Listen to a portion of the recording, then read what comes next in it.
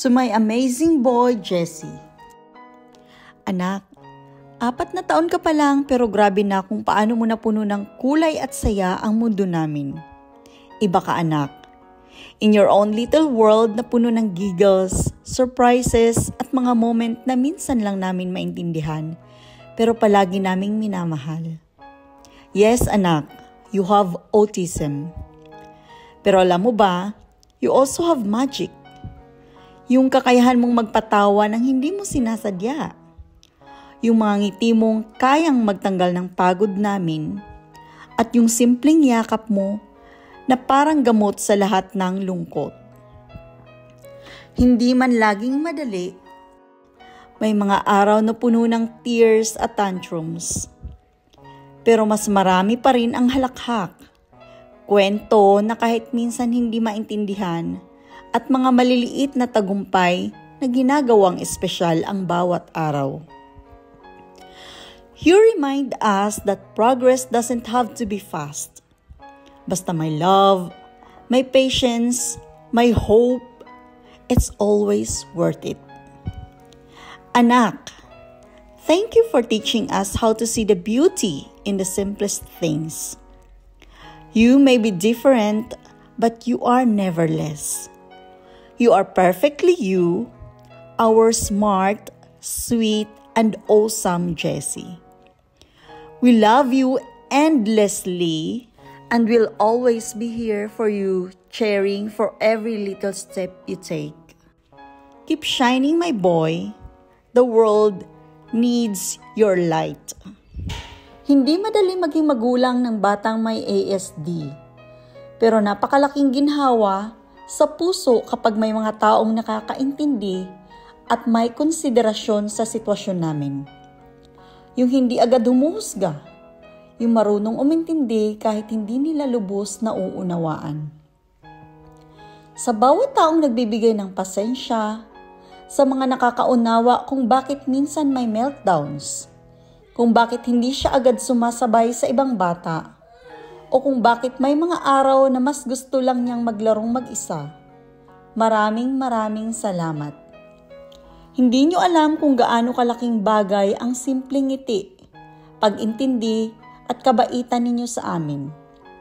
Salamat sa pagtrato sa anak ko, hindi bilang iba, kundi bilang isang bata na may kakaibang paraan ng pagtingin at pagmamahal sa mundo.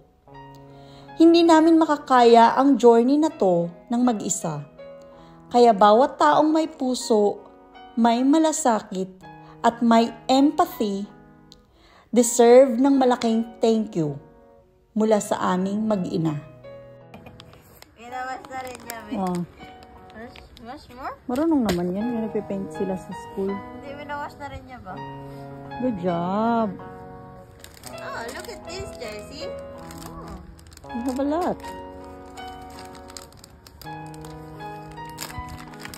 Painting! Nagpe-painting si Jessie at si Ate Angel dito sa backyard. Oh, so look at that.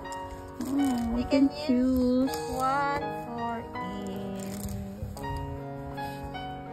Is that an Oh apple? my God, pinaghalo mo na yung blue Siyang at gumawa red. ng apple? Ako. Ay, pala siya.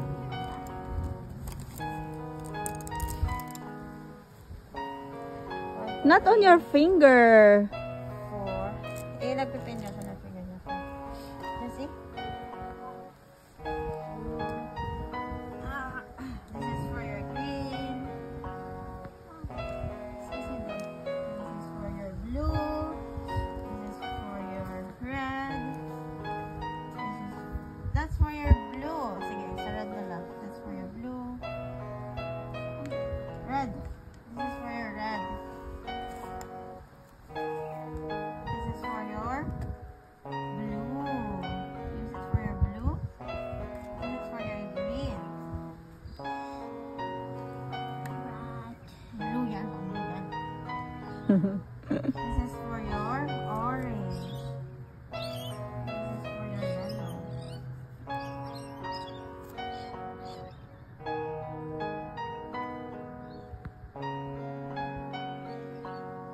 This is for your blue. Let go. And put it back. Put it back. Yes, put it back, and then if you wanna use red, yes for your red.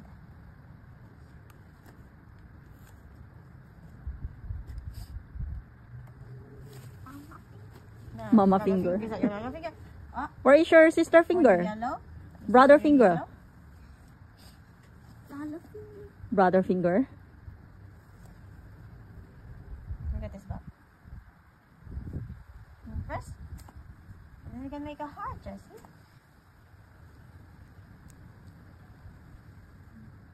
This is for your green. Put it back. And this is for your green. Yeah, Jessie, green.